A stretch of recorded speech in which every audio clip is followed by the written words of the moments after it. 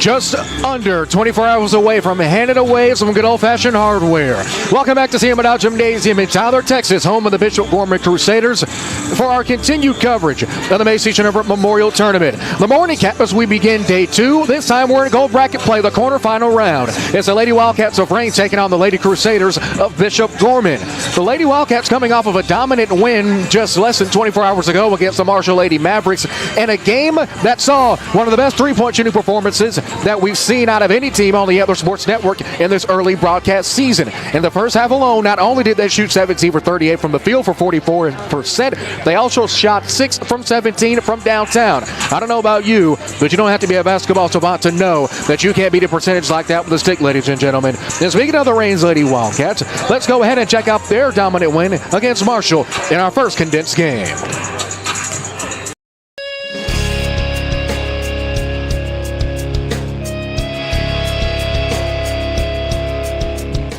Oxygen there, and it is saved, but however, snatched away by Presley Kilgore. Kilgore, pass to Phillips, got it again for 2 more.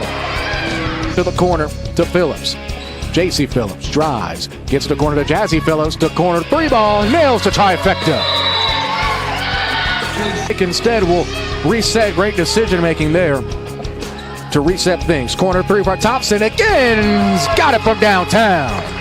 3 for Piles is no good. Offensive rebound corralled by Thompson. Thompson to Phillips. Phillips slot 3. Got it. Prefer them on a first name basis. JC and Jazzy. That's a heck of a split. With it is Kenzie Thompson on the drive. And it's good. Counting on the foul. Piles kicks to Thompson. Thompson open 3 for Kilgore's. Got it. Rattles home the 3-ball. Follow their dominating team performance as J.C. Phillips, guarded by Flanagan, picks up her dribble, has a wide open and one. Kenzie Thompson counted in the foul. Directing traffic, has the open floor. Euro step, great finish, and will go up. Looks like might have got whacked for the possibility of that shot falling. As now kick to the corner, open 3 is good. Eventually do. Strassner. Now kicks to Filson. Filson, long 3, got it from NBA range. Joey Burks, first field goal of the game for the Lady Mavs now. It's just under 7 minutes. Another 3 balls, got it again. It's really been their best as where they got their first field goal, and has even got 2 more after that as Filson was absolutely screaming down the floor. Left hand. Takes the down screen, runs into trouble. However, gets it back. Runner, and one of the foul. No, it's a foul. Once again, another thank you to our Director of Data and Statistics, Nolan Raditz, for statting these games for us. Corner 3, Flanagan is nailed from downtown. 5 minutes left to go. Phillips thought she was going to try to fire that one off from 3. It's a great swat by Williams. Corner no good. Rebound brought down by Williams. Williams hurricane pass to Culberson. It's caught. Open floor. Scoop layup is good.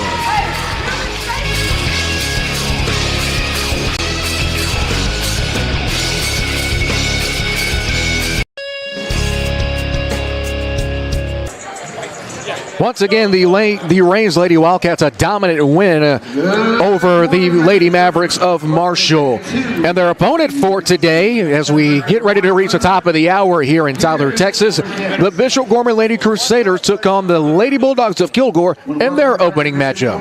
And here's how that contest went.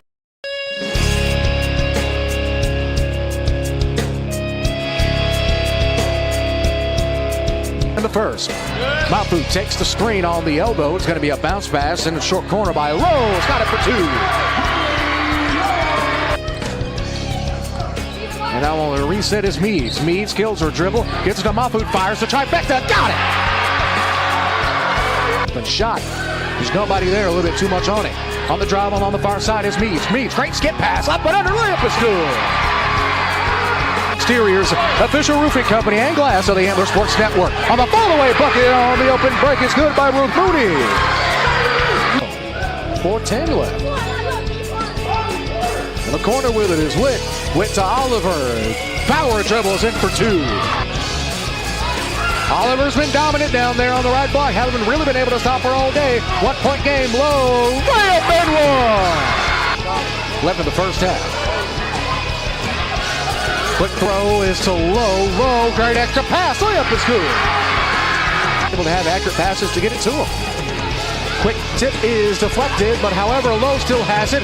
Throw up the open floor. Layup is good. 8, 9, 10 seconds went by without a single second ticking off the clock. Drive, layup, offensive foul. Made most of her money in that first quarter. Is coming up with the steal on the drive, layup, and one. Counted on the foul. Molly Keene, that is. And on the rebound is Mafu. Screaming up the floor, hair on fire, layup is in for two through contact. It's going to be Meads who gets it to Mafu. Mafu to Lowe. With it is Meads. Meads laying, it's good. Kiss off the glass. By Meads. Meads. It's a one-on-one break with the forces behind her. Open breakaway, no good. Rebound and follow-up layup is good by Cleon. Lead out's no good. Pass is, well, rebound is actually brought down. Lowe has it at the end of the scuffle and knocks it down. But it's two nonetheless with 5 minutes left to go. Stolen away by Lowe again. Breakaway layup is bueno for two. Answered points. Teresa Hall has it. Hall drives, open floor, layups, good. Now with it looking. Engaging her dribble is Morgan. Now to Witt. Witt gets downhill. Great seal and a great finish. An 11-3 run in the latter half of the second. Now to the open floor. Great bounce pass. Open layup. It's good. Final 37 seconds in this third period. Witt kicks to the corner. Open three. Corner pockets. Bueno from downtown. Around the horn. Great cross by Oliver. Lady Bulldogs after that last trip, 1 for 4 from the line as Duncan Morgan's got it for two. On the break, Coach Anderson demanding to slow things down. They get it to Lowe. Lowe, up and under, layups, got it for two.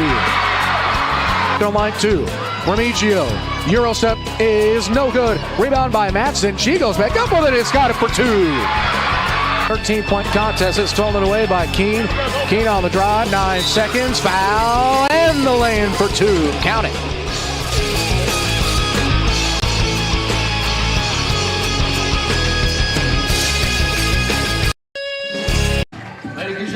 We're back. Starting lineups currently being announced, and we'll get those announced before tip-off. While we have a brief moment, fresh 8 minutes are on the clock and we are set to go for tip-off. Let's go ahead and take a look at the bracket. This is, of course, prior to every result for today's games. Bishop Gorman and Emory Reigns will get us started, and we will have every other game following as Tatum takes on Grace Community in a top 10 matchup out of TAPS and UIL, their respective classifications. The Lady Guard of Brook Hill will take on the Broncos of Bay Area Christian in the final game of the opening round of the gold bracket. The Maidens of Jacksonville will take on Central Heights. And of course, we'll keep that bracket updated throughout all of our games. Starting lineups first for the hosting team, the 10th ranked Bishop Gorman Lady Crusaders. They are in their home gray tops and bottoms with black numerals with a green trim and green lettering with a black trim. Reigns and Lady Wildcats, the visiting team, the designated visiting team, and winning the opening tip is going to be up the floor for Jazzy Phillips, and it's going to be no good. And speaking of Phillips, let's go ahead and introduce the Reigns Lady Cat starting lineups as we have our first stoppage of play. As Fowles out there with JC and Jazzy Phillips, Kenzie Thompson and Presley Kilgore right at the 5 for the Lanes Lady Wildcats in this opening round matchup. Bishop Gorman into the attacking zone, 2-2-1 diamond trap. Full court press being thrown on by the Lady Wildcats and is stolen away by Kilgore. Kilgore bounce pass against tip. However, it gets stolen away by Ruth Mooney. If you're listening on ASN Radio, Bishop Gorman going from left to right on your respective device. And another steal by Piles, her second steal of the contest. Going to take it herself coast to coast. Now that's our opening bucket of the contest. Meads is out there with Remigio, Mahfoud, and Lowe and Mooney, the starting 5 for head coach Ron Anderson for his Lady Crusaders. Ball gets tipped out of bounds. We're going to say last touch by Lowe. And it'll be out of bounds. Possession will go to Reigns. They'll take it out right in front of their own bench. Reigns with their first true full possession into the half court. Gorman in the 1-2-2, that morphs into a 2-3. Short corner, great dump off into the open lane. It's no good by Piles. Rebound gets brought down by Mahfoud. And her last contest against the Kilgore Lady Bulldogs had 6 rebounds by midway in the third quarter. Almost on double-double watch coming out of the break as well at the half. 6:47 and counting. It's 2-0 Reigns. Mafu jump stop fake. Skip past to low in the far side corner. She takes one dribble. Pulls up from 15. Tip off the side of the tip on top of the backboard and won't get it to go as we approach 6.5 minutes in this first period. With it is Phillips. Jazzy Phillips, that is. In her last contest, a fantastic outing. We'll get to those stats in a brief moment. Far side open three for JC Phillips. Can't get it to go. Jazz with the offensive board. Two dribbles.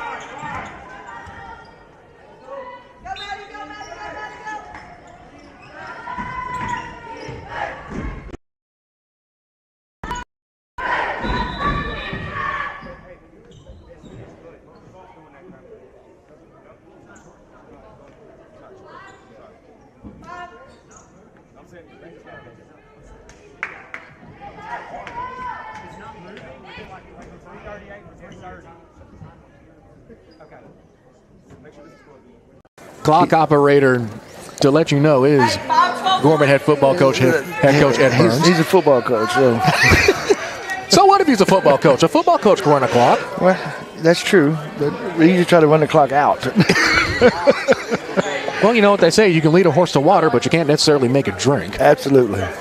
As they work that out, let's go ahead and take another look at the brackets heading into this game. A tournament that is bound to have a couple of big matchups. Coach, I don't know about you. We talked about this off at the air before our game started. I'm looking forward to that Brook Hill Bay Area Christian game. Bay Area, they have a point guard that is possibly one of the best point guards I've seen. She controls the floor, controls the court, controls her team. After the timeout, scoreboard seems to be okay. Filson on the drive. Phillips step fires for three. A little bit too much motion on that one. Rebound brought down by Meads. Meads sails in. Saved by Filson. Great hustle. Great hustle, but it was going out on Gorman. She should have let it go. It looked like from this angle it would have been Rain's basketball, but I don't know. I'm not on that far side. I don't have the best view in the world. Give an A for effort for sure for that one. Especially with the mask on. You would think that you would try to be, a bit cautious with an injury to the face already, and this one is booted out of bounds by Phillips. Would have been a great cross on a soccer field, but instead it will just be Gorman basketball in front of the Reigns bench with 3:01 left to go in the first. It's 7-0 Lady Wildcats. Well, Kate does play soccer, so it would have been a great play on the pitch. Now with it is Mahfoud. Mahfoud dribble is killed by Phillips. Phillips reaching, now double teamed by both the Phillips. A Phillips Oriole there on defense. His driving baseline is going to be Cleoff. Cleoff on the reset.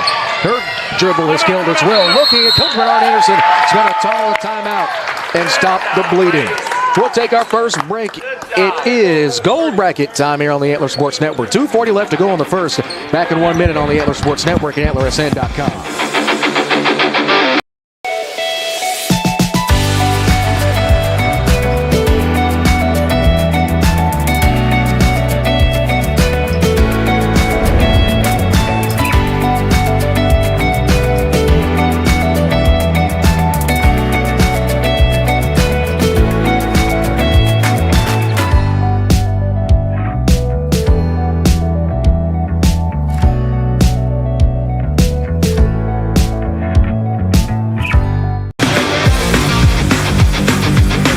After the Gorman timeout, 2:40 left to go in the first. 7-0 Reigns.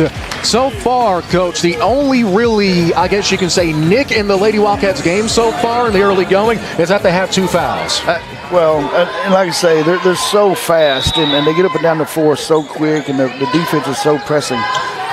That's an example right there. Jazzy Phillips on the breakaway. It's an even 2-on-2 break. Scoop layup, but good from the left side of the bucket. That's one thing about Phillips. Not only is she fast, but that size going down the lane, it's hard to really get in front of and stop. You can't. Her speed is so. It's really decisive. You don't think she'd be that fast. It's like a Luka Doncic-X speed. Great control of pace. With it on the inbound, still attacking the press. Emory was open, but it's stolen away by Filson. Filson in the center of the floor, right across the BG logo in center court. Lob passes up to Phillips. That's JC Phillips. Turn around. Layup is no good. Rebounds brought down by Gorman's Cleoff. And it looks like JC Phillips, who had a fantastic opening round game in pool play, dare I say she's cooled down? She's not as hot as she was earlier. But we also don't want to wake her up either because we know she wakes up. Seen it yesterday. Meads on the three-point bucket, no good. Phillips, great laser pass. Layup is good. Cross-court feed. And, of course, if Reigns does need a quarterback, I think I might have a possible option. Well, I tell you, the transition offense, defense to offense is so fast. And it's another great play right there by Phillips. Ball goes out of bounds. I'm going to say last touch by Jazzy. Platoons while coming in for both teams. Checking in is Muchigimba as well as down to number 5. It's going to number 20, Presley Kilgore, the starting forward, who will check back in. Ifafore and Hall will check out for Gorman.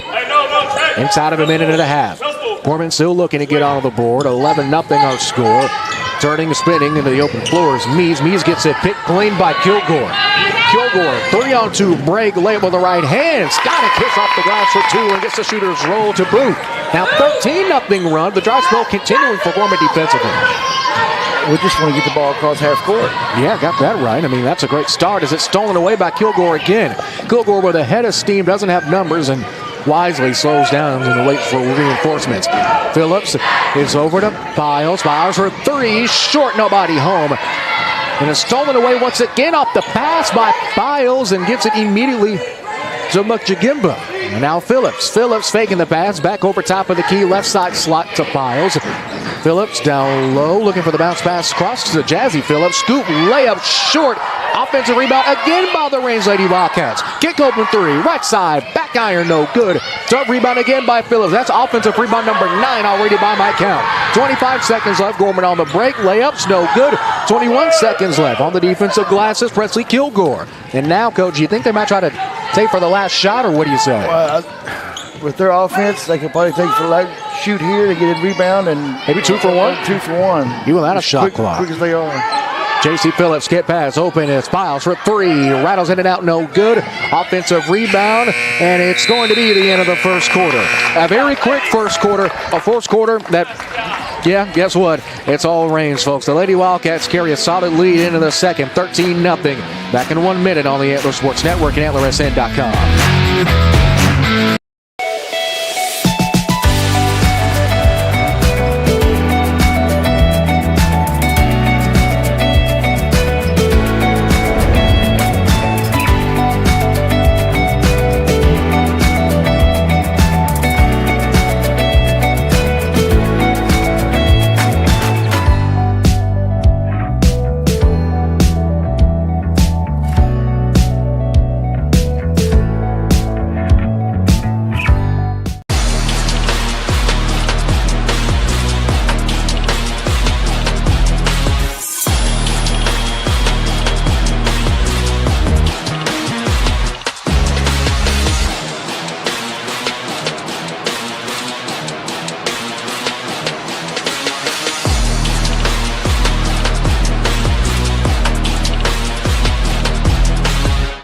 Everything. At Pelshake Key and Tyler, we're tough, never quits.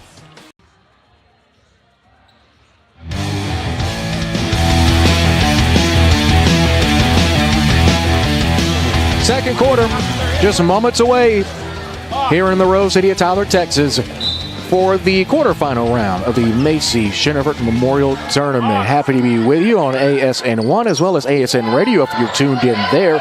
Online at AntlerSN.com/listen. 7:50, we play 10 seconds in this second quarter.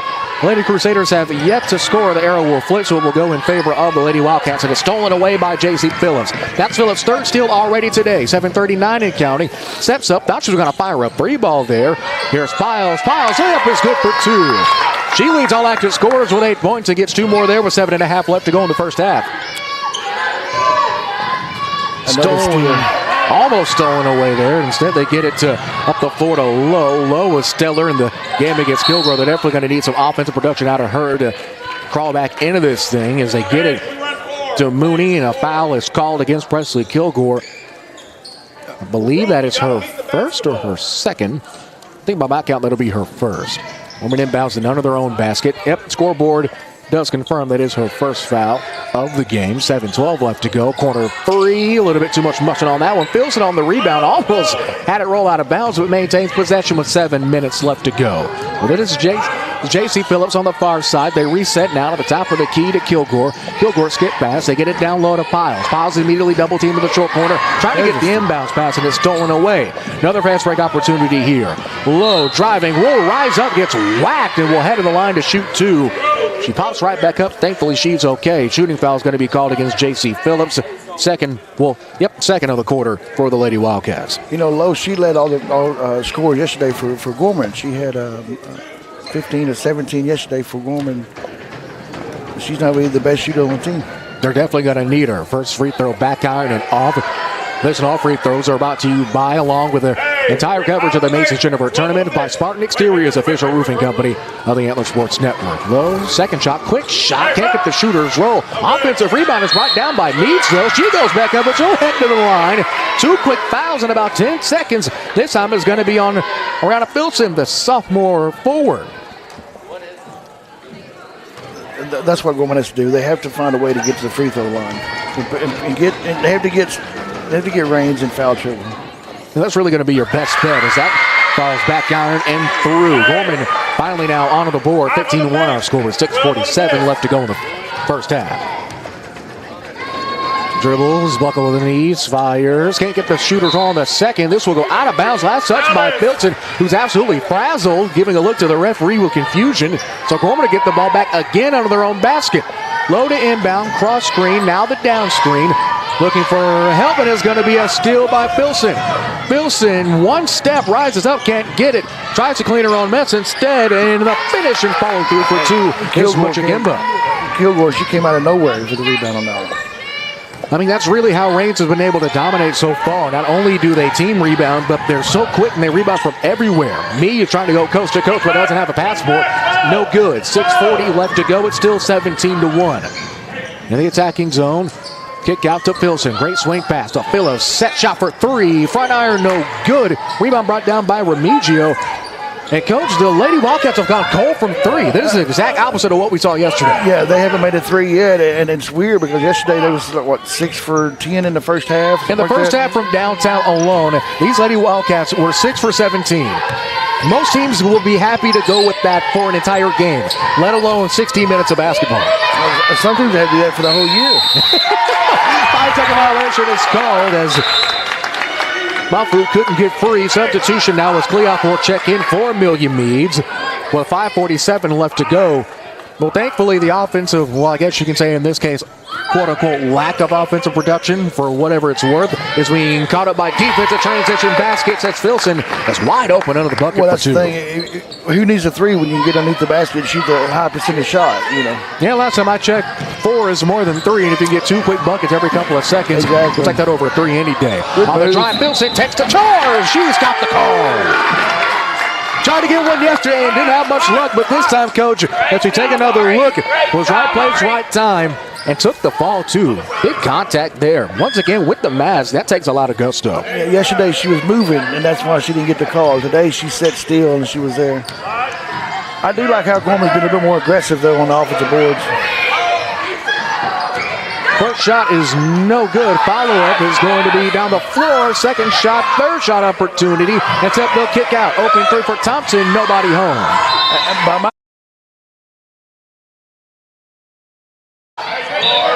5:05 left to go. 19-1.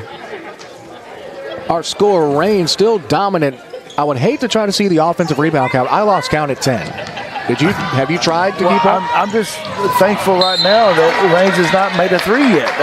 They're like 0 for 6 and they haven't made a three yet because the score would be a lot worse than what it is.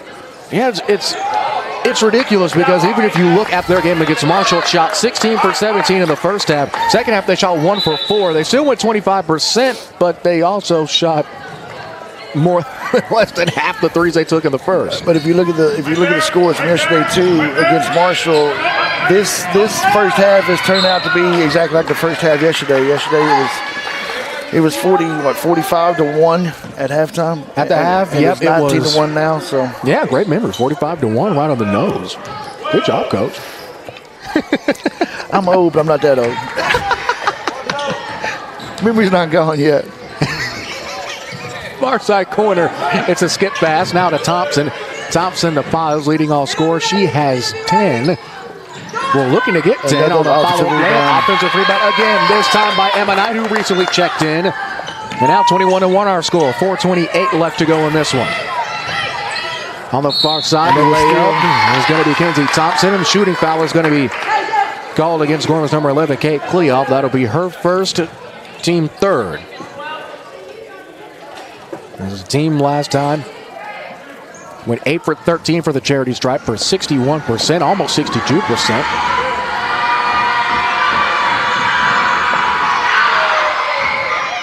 First shot rolls in. If you recall, go back to our conversation with Lady Wildcat head coach Laura Jenkins. She said this is pretty much a home away from home, and the way they were shooting, I mean, hard to disagree with you there. You can't disagree, yeah. And that's the thing about it. Reigns comes over every year, which, glad to have them here. If they get a strong district this year, but they're picked to be, finish, pretty high in the district, and I can see why. When you have Winsboro and Commerce and teams that are consistently in the playoffs every year, Rains Winsboro is probably going to be a district championship matchup twice. Absolutely. And it may come down with the third game guaranteed, have to be played. Maybe so. I mean, we've seen that plenty of times with two teams like this. The block foul is going to be charged to number 22, Shaylee Streisner. Much to the confusion it has made to some of the Wildcat fans behind us. 4:04 left to go in the second. Gorman inbounding under their own basket. That was foul number 4 in the quarter. With it looking against Kleoff. Kleoff gets the ball screen, steps back, picks up her dribble. It's a handoff to Mahfoud, who will step up. Now she's going to try and fire off a quick three. Now far side corner on the skip to Meads. Meads on the reset to Lowe. Has Mahfoud and the elbow, rises, layup. Can't get the shooters on. The drive ball just continues. Comes out with a solid shot, just didn't fall. Well, and that's the thing is that, you watch, there's a free ball right there.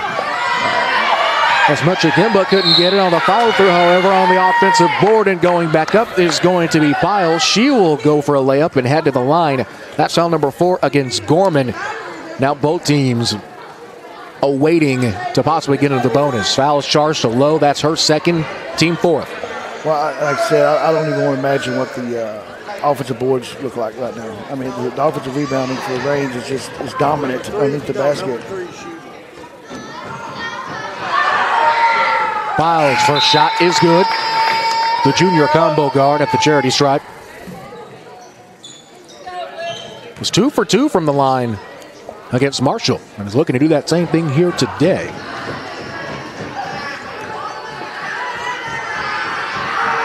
Second shot, hit to the wrist, and she's got it. Nothing but net on that one. Almost like a Kyle Anderson set to the windup, but once it follows through, it's about as pure as rain. Well, and the thing is that, Gorman needs to do something quick. Rangers basically put their star player back in, the leader of the court, and Phillips. Jazzy Phillips, that is. I mean, I thought about possibly saying, just going by first name, JC and Jazzy. That sounds like a Disney Channel show from when I was younger. And that's what I say right there. She's just proved it. She run the court.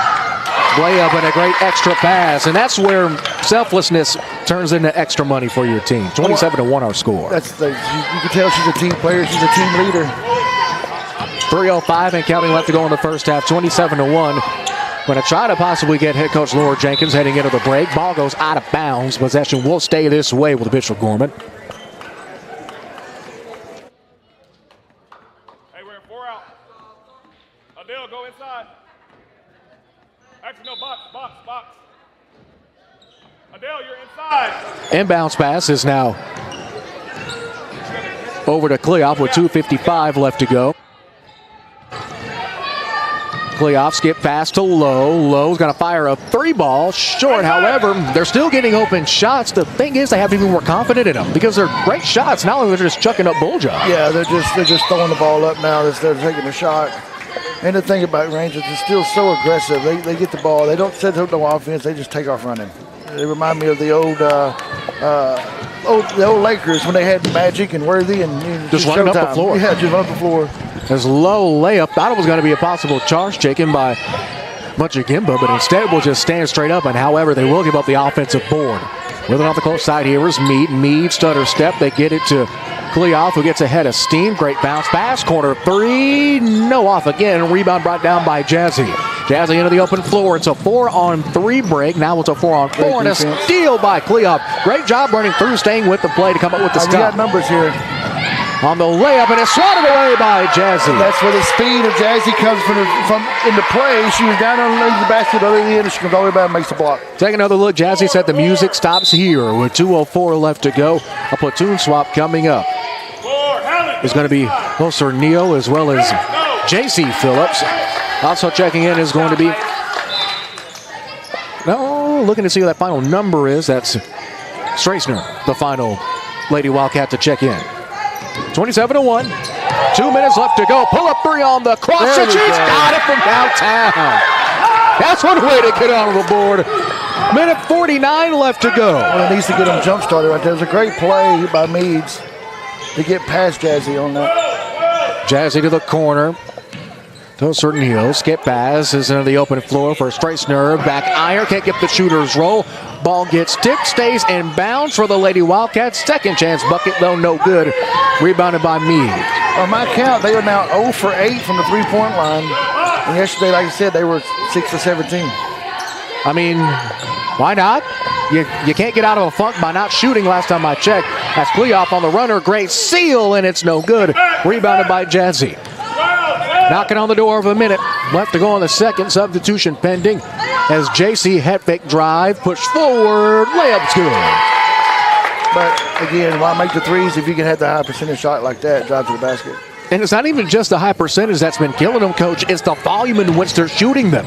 If there was a shot clock, they're wasting little to no time. The average possession for range maybe about, let's say, 10 seconds at the most. Well, and they get back on defense so quick, and they can turn it into 4 points compared to 2. Low shots no good.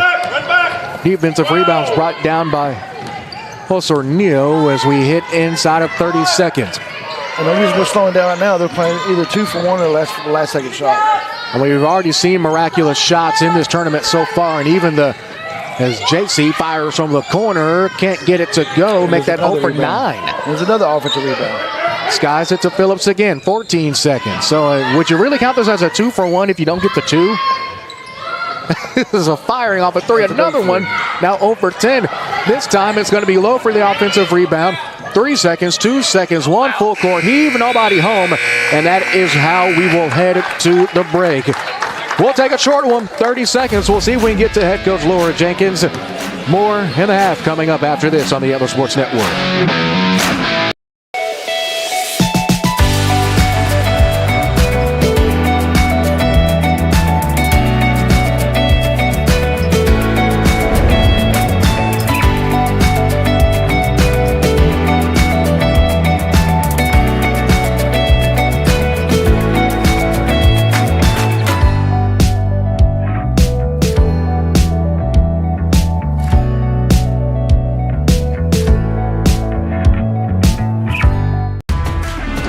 At the half, it's been all Lady Wildcats again in the opening game of the quarterfinal round of the Macy Shinnerbert Memorial Tournament.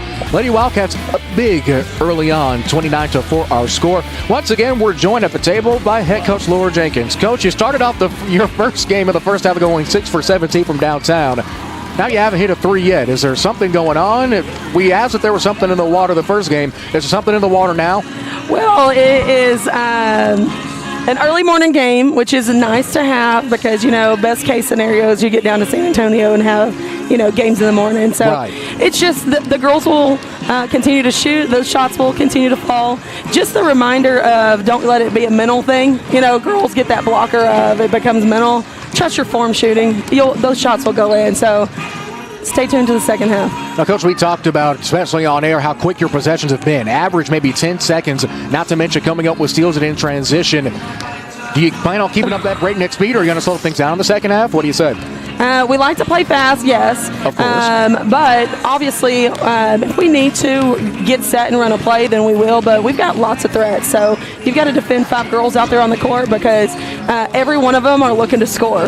And so right now they've got the green light. If they miss maybe like 5 or 6 more, we might have to talk to them. But for now, we got the green light, and so we're going to go. Now, finally, Filson, of course, she has the face mask on, but she's taking charges, diving for loose balls. I mean, that's just straight grit. What's it like having someone like that on your team that you can pretty much plug in anywhere? We've seen her play the forward spot. Mm-hmm. We've seen her handle the ball as a guard, and she's definitely doing it on defense. That girl has big, big hopes.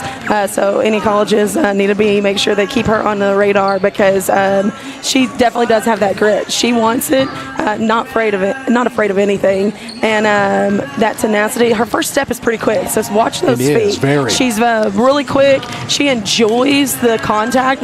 Most girls don't, but she loves contact. She's somebody you might want on as a linebacker maybe. So she's pretty fun to watch. I'm glad she's a sophomore. So you have 2 more years. This year, and this year's still early, plus 2 years. So just imagine the growth that you're going to see from her is pretty cool. Well, Coach, great first half. Looking forward to what you have for us in the second. Thank you. Thank you for doing this. We appreciate it. Yes, ma'am. Anyone tuning in for Rains County? See you blue, Lady Cats. All right, thanks.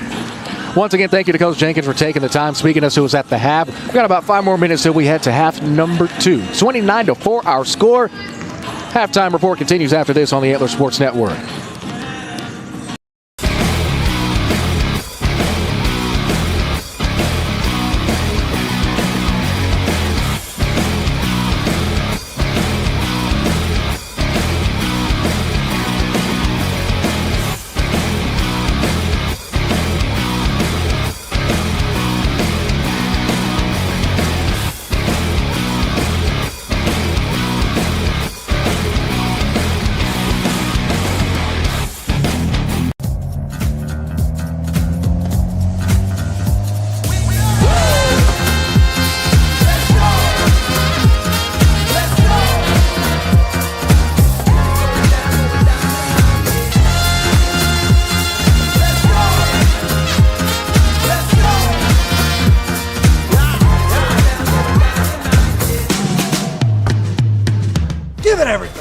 Pelche, Key, and Tyler, we're tough, never quits.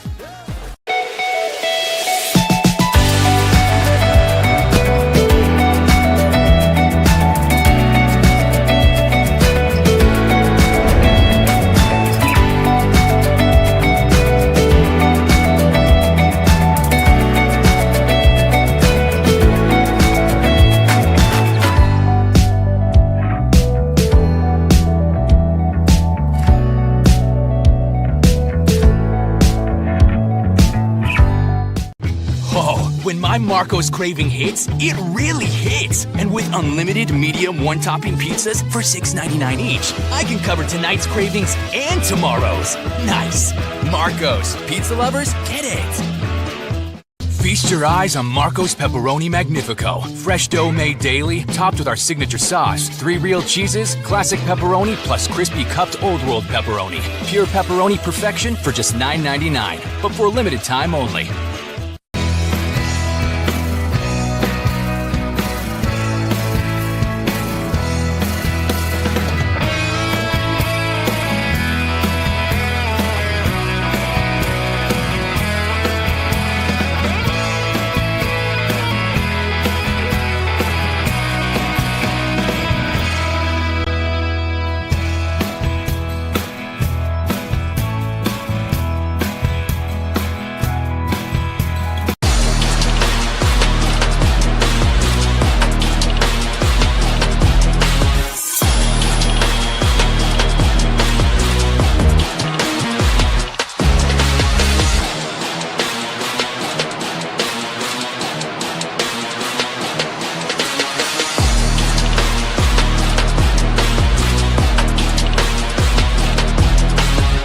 Everything. At Pelche, Key, and Tyler, we're tough, never quit. Near side for Texas Wesleyan. It was a 14-0 lead. Rogers quick snap, and he hits Bob on the slant of the 29. Cuts toward the center, 20, 15, 10, 5, and he goes! At least in their last 3 scoring drives, 2 minutes and 15 seconds, 2 minutes and 19 seconds. That latest one on the Bob touchdown, 1 minute and 25 seconds. They're scoring quick. Yeah, quick punches in the mouth and a complete one-handed grab. Nice catch. But Caesar is back on the field. Caesar to the left now of Rogers. A pitch to Ernie. Ernie, the left-hander, throws back to Rogers. It's a Philly special at the 9. He goes in. Touchdown! Woohoo! Boy. Man runs away, and with his heels on the goal line, it's picked off. Sir Hill to 22. He's going to scoot in from there. The ISD Multipurpose Stadium turf. Caleb Molino's in there now. Here's Gilmore throwing a good arm. And caught at the 43-yard line. What a grab. My, oh, my. Oh. On a 2nd and 10 for the Rams. Francis hands off to Nick David West, jumps over a tackler at the 46 and is finally dropped at the 36. Pump fake, throw down the sideline. It's caught at the 30, 25, 20, 10, 5, touchdown Summit. Arlington Lamar High School, Brown back in motion. Keeping the tight end, Andrews, play action, drops back, fake ball, sideline, caught, 5, touchdown Cougars!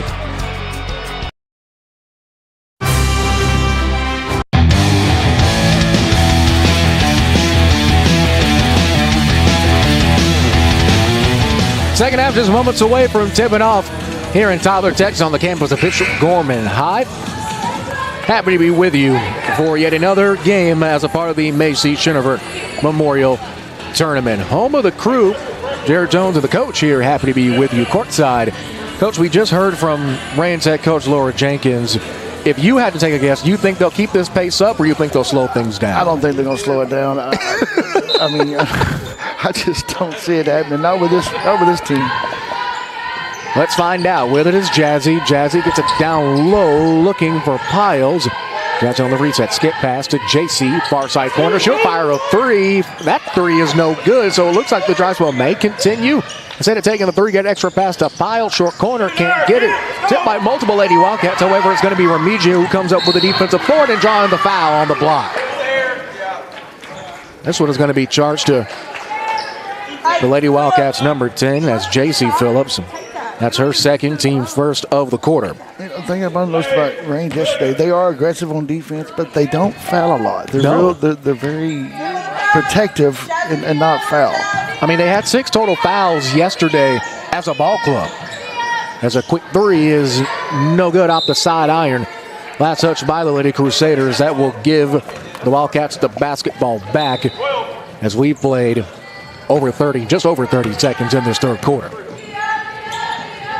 Well shot to Jazzy. Jazzy on the cut has Piles, rises, and out of bounds it goes. Bishop Gorman will take the basketball back. Still full court pressure on that 2-2-1 by the Lady Wildcats, coach. And they're going to continue that pressure. Jump ball is going to be called. Arrow is in favor of the Crusaders, so they will get the basketball back.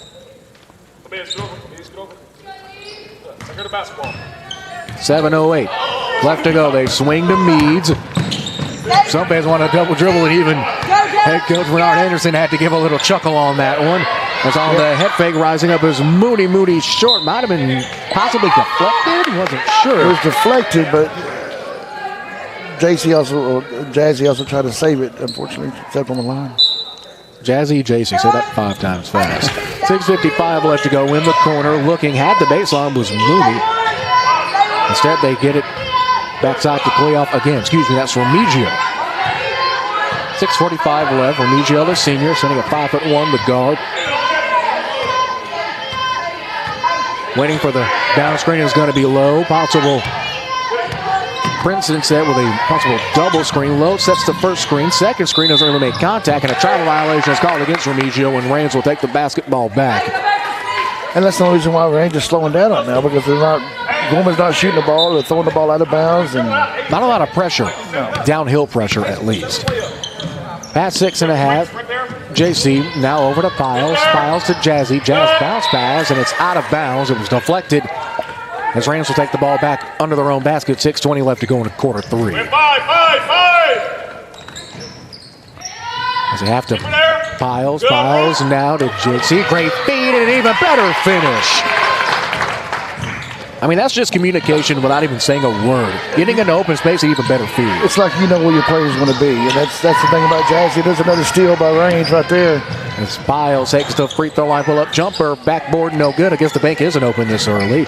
As with 5:56 left to go, quick double team. Piles gets a steal and will rise up and draw the foul. That one's going to be called against Remigio. First of the quarter for the Lady Crew. That's just, once again, it's just pressure from the Lady Cats. It's unrelentless. It's relentless pressure. That's Remigio's first foul. Piles in her second trip to the line. She's 2 for 2 today. Knocks that down, make it 3 for 3. A perfect 2 for 2 yesterday from the charity stripe against Marshall. Yeah, that's not the one you want to foul, put on the free throw line for sure. Team yesterday against the Lady Mavs shot 61%, excuse me. The line fire is good. So a perfect trip. Again, 4 for 4. Wendy's NIL deal incoming. 5:50 left to go. Skip passes over to Mafu. Mafu, great spin now to the open floor. Great stop. Pops can't knock down the shot as Lowe follows. She can't get the second chance bucket either. Now at 5:39, Reigns on the run again. It looks like they might be slowing things down. Maybe so. As they skip to Piles. Piles to Jazzy. Jazzy bounce pass short corner. Pass Piles into the basket again. Piles needs to get out of the lane, and she eventually does. Bounce pass back to her. Follow-away jumper over the right shoulder is no good. Rebound by Remigio. That's her 4th. You can definitely tell the Range is trying to work the ball inside in the second half. I mean, understandably so. You have the size advantage. Why not at least see if you can get anything going? And that opens up the inside-outside game and maybe get your three-point shot going. That really hasn't been falling. As Wilson looks to check in. A long 3, no good. Rebound brought down by Kilgore. Kilgore, baseball pass, and a travel is called. Yep, 1 too many steps as Bilton will check back in, the sophomore. You know, she's playing in the NBA, though, like LeBron did it, and he took 8, so he makes it. The gather step. Will we ever see that in high school basketball? I hope not, Coach. I hate it watching it in NBA. It takes away from the game. Really? Hot take there. 4:50 left to go, and it's stolen away once again by Meads on the range save. She'll top and pull up a transition three, no good. Rebound brought down by Jazzy. She slows down, crossing the timeline. She slowed down, but she was looking for an outlet pass. She was looking to go fast, and there was no numbers. When if you look on every defensive rebound, one of the first things that any player in a Range uniform does is Filson's under the basket, pushes through, no charge, no foul. I mean, I can maybe understand a no call there. Yeah, it was pretty good acting. I think she's actually in the drama team here at Gorman. It's pretty good acting there. That's Filson. Tries to save it right in front of the Shinniverts right at center court. I mean, it was an exaggerated elbow and then it was an exaggerated fall, so I guess it kind of evens out. It was almost one of them WWE moves last year ago. I'm a big WWE fan, so I respect the reference. I am too, so. I respect it for sure. 4 minutes flat left to go in the third. 35-4, the score. Ball goes out of bounds. Looks like it tried to get something at the concession stand, but no dice. 3:59 left. Couple of swaps for runs. The hot dogs are pretty good. I had a couple of them yesterday, so they're pretty good hot dogs. So if we know why you're late to the next couple of games, we know where you are. Well, just holler for me real quick. I'll come running. I don't run fast. I'm too old. There's a three. Another three. They're 0 for 12 now from the three-point line. Almost unheard of if you watched their game against Marshall yesterday. Follow-up jumper lay-in is good. And it looks like Coach Jenkins and company will take a timeout. And we'll take it with them. It's going to be a 30-second timeout. We'll take it with them. Back after this on the Antler Sports Network and ASN Radio.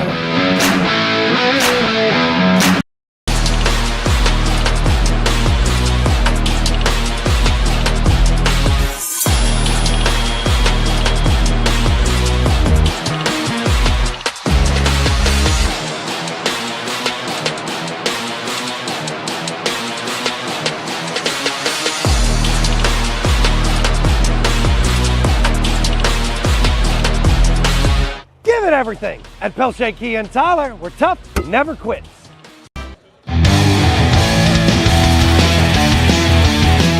After the Lady Wildcat timeout, both teams sitting on 4 apiece. Our score, it's all Wildcats, folks. Hasn't changed much since the opening tip. 37-4 our score. 3:38 remaining in the third quarter. Jared Jones and the coach, happy to be with you.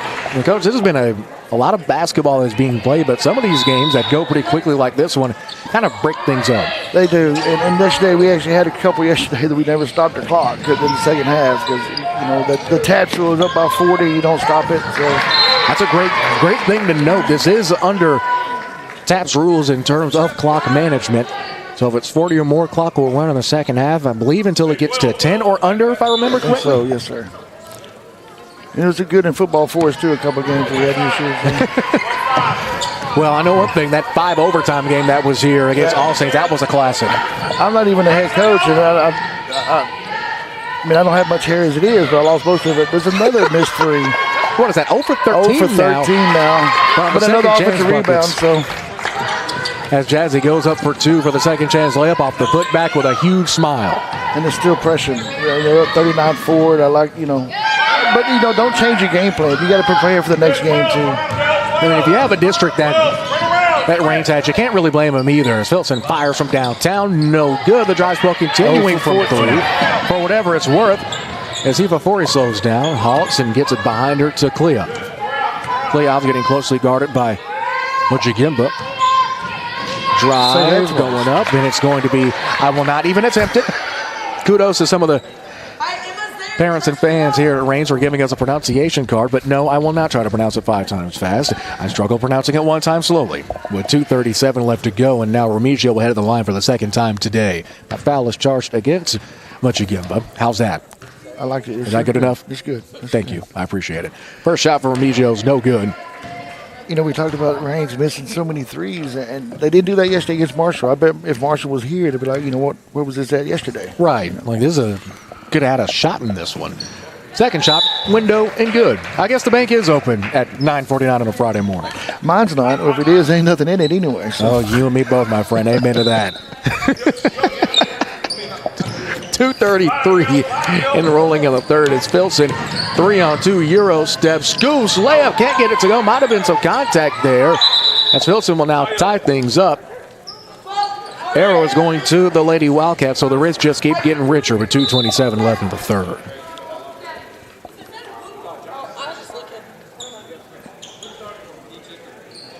Now the officials discussing if they're going to Applebee's or Chili's for lunch. Or maybe they're just talking about possession arrow. Applebee's has 2-for-1 advertisers. I'd go with Applebee's. Over Chili's? Oh, come on. Okay, we'll have this discussion post-game.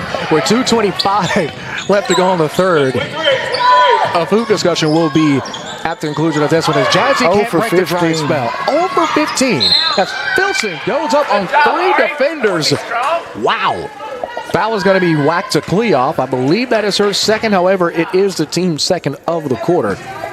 You know, the Filson, I was impressed with her. She came off the bench yesterday, and she had 15 off the bench. I mean, it's ridiculous. In 25 minutes of play, went 7 for 10 from the field, 1 for 3 from 3, didn't have to take a single free throw. Got 3 boards and only 1 turnover. She missed the first one. I mean, you can't really beat that from production off the bench. No, that's definitely the 6 Man of the Year award right there for sure. If she wants to be 6 Man of the Year, I'm sure if she wanted to take a starting spot, she has a pretty good shot against almost anybody in a blue uniform. And, you know, I noticed when she shoots her free throws, she takes her mask off. You notice that? Yeah, and quickly throws it back on. That one rolls out of bounds. Is going to be last touched by that, possibly the shoelace of J.C. Phillips, the sophomore.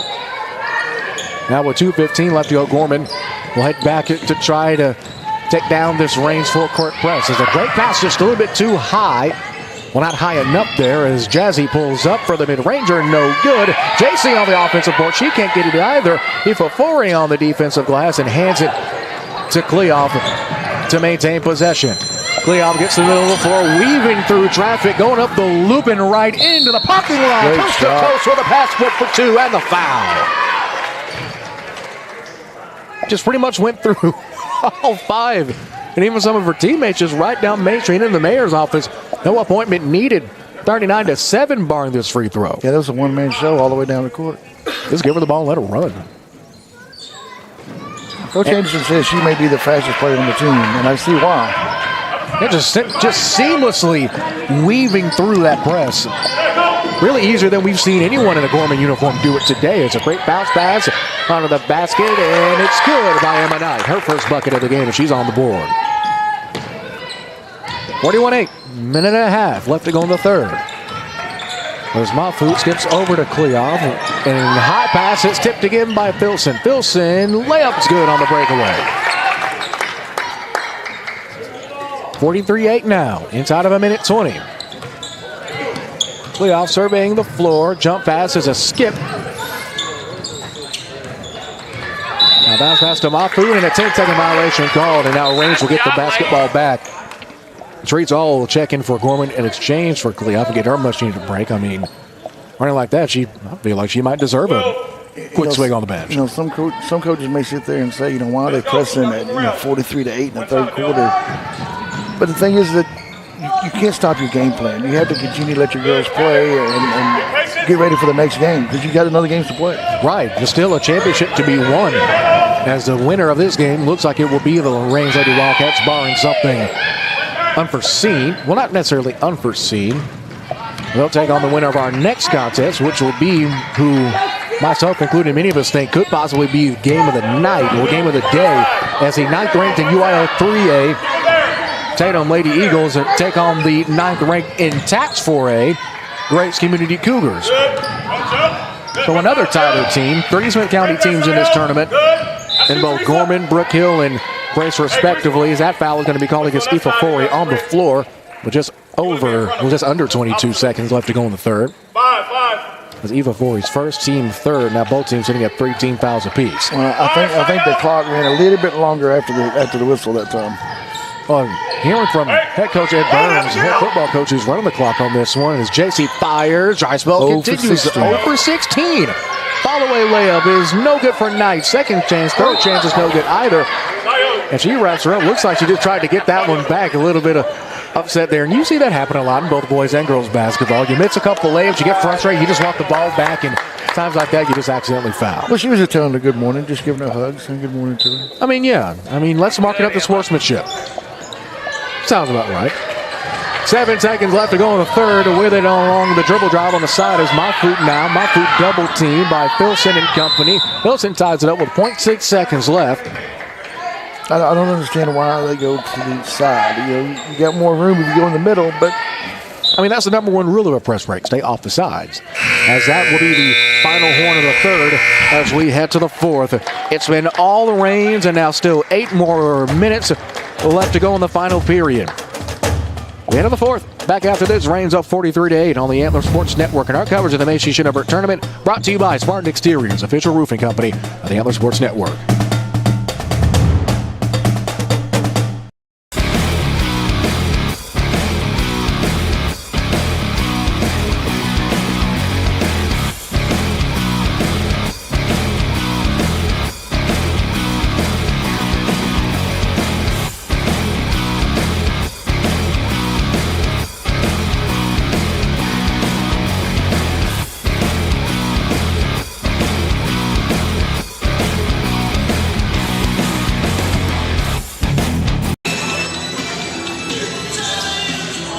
Fourth quarter set to begin. Fresh 8 is on the clock, and we are set to go. Rains up 43-8. It's been a wire-to-wire game for the Lady Wildcats as they look to move on. As we come back from break, let's take another second to peek at the bracket. This next game, we'll see the Tatum Eagles and the Grace Community Cougars both ranked 9th in their respective classifications. They will take on the Rains Lady Wildcats in the semifinal. Then we have Brook Hill and Bay Area Christian, and we'll conclude the quarterfinal round in the afternoon cap, or the lunch cap, I guess you could say, Jacksonville against Central Heights. I'm looking forward to that Bay Hill and Brook Hill game, and the Bayview and Brook Hill. That's going to be a good game. That's going to be a point guard matchup to see there. Absolutely. Both teams have probably one of the best point guards I've ever seen. And Bayview, their point guard is just a junior. So a lot of young talent that's getting showcased by both of these teams, not just senior-ladled talent, but also underclassmen as well. This ball is intended for Pete Shota. Goes out of bounds. Another reminder that on the ASN YouTube page, go online to LRSN.com/Macy. That's spelled M-A-C-Y. You'll find broadcast schedules, box scores, and more. You'll also find the ASN official Macy Shinneberg playlist, where condensed games as well as every broadcast can be found in one place. Again, it's online at AntlerSN.com/Macy, spelled M-A-C-Y. Replay 40 seconds. Quick three from Meade. Far side is no good. On the rebound, the follow through is going to be Teresa Hall, who gets her first one to the game. And now, Coach, the Lady Crew are in double digits. Yes. It's with a football pass over the far side. And a lay-in is no good by Puchota. With 6:57 left to go. Low rises, gets slashed, but no foul. They're going to say it was contact on the basketball. I don't think Coach Ron Anderson is too happy with that call, or in this case, lack thereof. I'd say that was kind of 50-50. Well, I even think Thompson actually thought she fouled. That's why she couldn't around and looked around like, I just fouled. Good shot right there by Macy. How about that? That's a quick ball run by the Lady Crew. Garrett Sake, who would be saying a comeback? Maybe so. We got to shoot lots of threes in a hurry. And a quick long two there, and drawing the foul is Osornio. That foul is going to be charged to Meads. If my memory, like I said, I know I'm old, but in my memory, Range has only made a couple of shots outside the paint today. I mean, if it's working, why go away from it? First free throw is good from the junior guard. Now 44-12 our score. Went 1 for 6 from the field, and second free throw was no good. Also, Neal from the line yesterday went 0 for 0. Didn't take a single free throw. 6.5 left to go. Clock still rolling now. It is Mafu. Mafu now skip pass to Low. Down on the short corner, driving and looking, and it's out of bounds. As Teresa Hall's back foot was right along the dark green baseline. I do like what Coach Anderson is doing, though. He's continuing to coach, even though the score is out of hand. He's continuing to coach the girls. And you have to. This is a district championship team from last season that has very high expectations. So if you can have even glimpses of a good showing against a Range team that is poised to either be tied or win the their district championship outright with two of the best forward/guard duos in East Texas and a deep bench.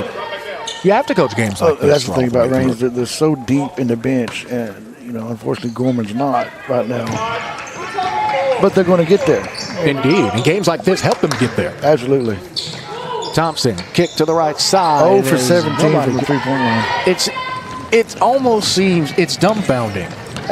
Looking at yesterday, it is. You're like, what happened? Did they, I mean, I want to go back to what Coach Fletcher in a talk that we had at the half. She did say, hopefully, we save some of these threes for the second half. In that second half against Marshall, they went 1 for 4, and now against Gorman, they're 0 for 17. 0 for 17. So maybe they did indeed use up all those threes in that first half against Marshall. Again, I'm sure Marshall's thinking, that was a nice shot. Great shot by Lowe. It's no good. And yeah, Coach, you got to agree with that statement. If you're Marshall, you have to think, hey, man, what the heck is this? Where was this when you played us? That's Thompson driving. He's got it for 2 coast to coast.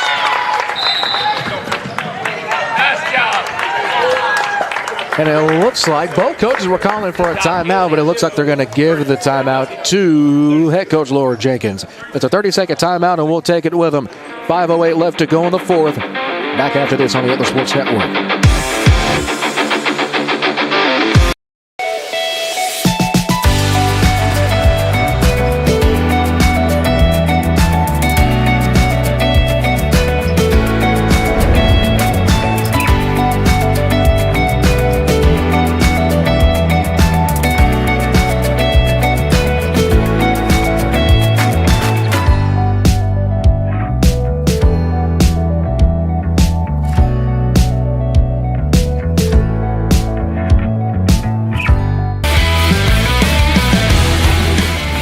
After the Reigns timeout, 5:08 left to go in the fourth. They're still up big here, folks. 46-12 in the Macy Chen Memorial Tournament Gold Bracket quarterfinals. Winner of this game will take on the winner of Tatum versus Grace. Our next game will have a brief intermission and preview. That's going to be a fun game. That's going to be I'm looking forward to that game.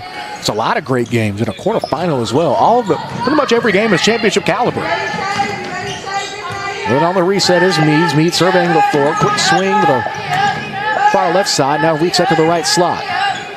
Great 1-2 runner. Short. Looks like the wrist she had the hand too far on top of the ball. It was a great runner, just not the best execution on the shot. Great shot, though. It was almost like she was practicing a shot put, getting ready for track. I mean, if it was a shot put, that'd be a heck of a throw. Give her that. They get it down low, one of the bucket to Pichotto. Layup's no good. Offensive rebound, and is knocked down. Ryan Butcher-Gimba. I can't imagine what the offensive rebound stats looks like today. Yeah, it's ridiculous.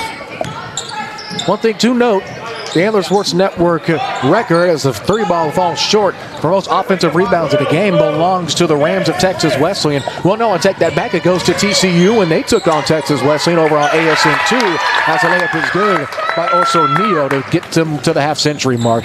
The record, TCU against Texas Wesleyan in the Funky Town Showdown last year on the campus of TCU on ASN 2. 47 offensive rebounds. It's ridiculous. So you thought this rebound total was ridiculous. Imagine seeing 46 offensive rebounds in a college basketball game. On the drive, great cut and finish by Piles for 2. And I hate to say this, but we're talking about how deep the bench is for Reigns. This is their second and third string right now in the game, and they're making a run like they are. Definitely something valuable you have to have, especially nowadays with the game being so fast-paced. You have to have reliability on the bench and in your starting five. And those Jenkins and company have that tenfold. With their district, with Winsboro, and yeah, they have to. Because we know Winsboro, how they do every single year. They're like the Martins Mill, but on the opposite side of 31. 3.5 minutes left to go. The layup is good. And Gorman continues to not necessarily put up points in bunches, but they're putting up points slowly but surely, trickling them in. And one thing, Coach, these are all great shots. They are, and the thing is that I love the fact that the girls are fighting. 0 for 18 now behind the thumb, but then the three-point line, another missed three. But the girls are continuing to fight. They're not giving up. Straisner on that last three. As once again, the streak continues of players thinking that our broadcast table is the actual scores table, which is understandable. We'll break that down in a quick minute as Straisner turn around. Great extra pass. Open three. Good, and There you go. 1 for 18. They finally made one. 18. Finally, the dry spell is over. And then there was a player to come off the bench to make it. That's something. Yes, we see Coach Jenkins with a grid. 1 for 19, Coach. Wow. How about that? And it was a non-starter. That's what gets me. It was a non-starter. It was a great shot. Beautiful shot. Yeah, indeed it was. And see, no, one of the coaches saying that it's our fault, but as I just said, I guess we should have jinxed him. We sit there and said as we just said 2 minutes ago, we talked with Coach Jenkins at the half. She said that we hope they didn't use all the three-point shots in the first half against Marshall. At first, looked like they did, didn't they? I thought they left it in Rains County. I didn't know they were still coming or not. They left them they dropped them off at Lake Fork on the way over. Left them at Lake Fork. 2:19 left to go in the fourth. A little bit of East Texas geography on a Friday morning. You might not be in school, but we're still learning something. We're still learning something. You know? If you ever quit learning, it's time just to give up. That's what my grandpa used to say. Great drive right there by Mayfood to get it to the free throw line. Last foul is going to be charged to Muchagimba. That's her third. First on the team this quarter. First free throw back iron, no good. As Laney Kimmick, the freshman 5-foot guard, will check in for the very first time. Oh, left him at Lake Fork. I'm still stuck on that. We'll have to bring that up to try to get that out of Coach Jenkins as the second free throw is good. 12. I love hearing Coach Anderson still coaching the girls at 2 minutes left, and he's 55-15, and they're still coaching. I love that. He understands, and you know that he understands. As the layup is short and no good, and the follow-up is also no good. Maybe third opportunity. They follow the floors, and Mayfield, great job there. Great hustle. Arrow is going in favor of the Lady Wildcats, but he's still urging fundamentals. He's still pushing the simple stuff, whether that's being patient, still trying to break that full court press. And yeah, like I said earlier, you're a district champion. You have high expectations, so the little things have to be done the right way. And being in the new district this year, we don't know what we have coming out. We don't know what Dallas Christian's going to do. We know they're going to be stout. They always are. All Saints is going to be good. Yes, so it's going to be interesting to see. That's why, these games here against teams like Rains and Grace and Bayview, Brook Hill. I mean, it's going to build. If anything, it's going to build character. I hope it's going to make them more confident in themselves. Another steal there by Rains. A Muchagimba turnaround. They get it to Streisner, who fires for two. Nothing but netting on that one. Now 59-15. Another reminder that we'll take a brief intermission. We'll have our next game, Tatum versus Grace Community. We'll have every single quarterfinal as well as the semis at the breakaway layups. No good. Rebounds brought down by Hall. Hall breaking away. Needs has Ifafori up the floor. Hauls it in. One tap of the ball to control it. Spins. Now kicked to the outside to me. She'll fire one for three. No good. Hits a side iron and falls out. 47 seconds left. Great pass. Great lead pass to Streisner. Layup. And one in the bucket. Count it. They're tied the score from yesterday at 61. It's right here to put them above 61 from yesterday. But just imagine, 61 and possibly 62 points in 2 games. It's pretty stout. And one thing to mention, you went 1 for 19 from 3. Yeah. Let's say if you make half of those. We're looking at 80 points. Possibly 100. And one free throw, hard off the front iron and no good. However, the follow is good by Emma Knight for 2 more. After another offensive rebound. We may be close to 46. We might be. I'm upset that we couldn't at least have a hand challenge, just a good old-fashioned X's and O's to try to count them up. What's them old volleyball things? You flip the corner over, flip it over? Oh, yeah, just constantly going. I mean, it's been offensive rebound after offensive rebound for the Lady Wildcats. It's going up and over. It's Hall coming up with the defensive glass. 15 seconds left. And they're looking to score even with 15 seconds left. 3 ball. Knight for 3. She's got it. Wow.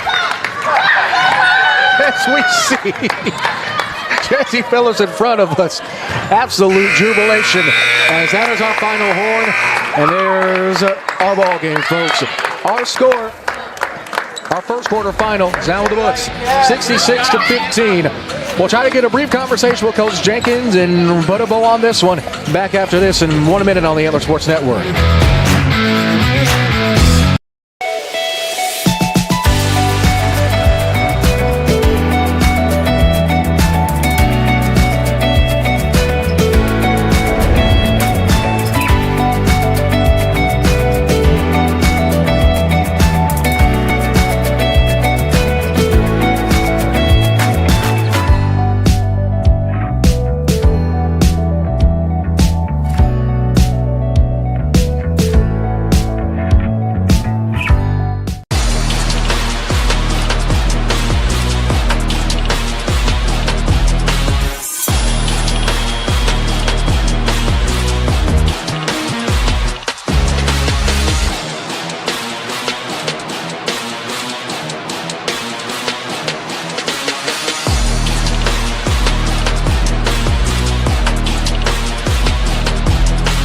Give it everything. At Pelche Key and Tyler, we're tough, never quits. Once again, our final in our opening quarter-final match. The hosting team falls final to the Rains Lady Wildcats, 66-15. That'll do it. We'll take a brief intermission. When we come back, we'll have game numero dos. It's Tatum versus Grays, a top 10 matchup from the ASN family platforms. This is a Macy Shennifer Memorial Tournament brought to you by Spartan Exteriors, the official roofing company of the Antler Sports Network.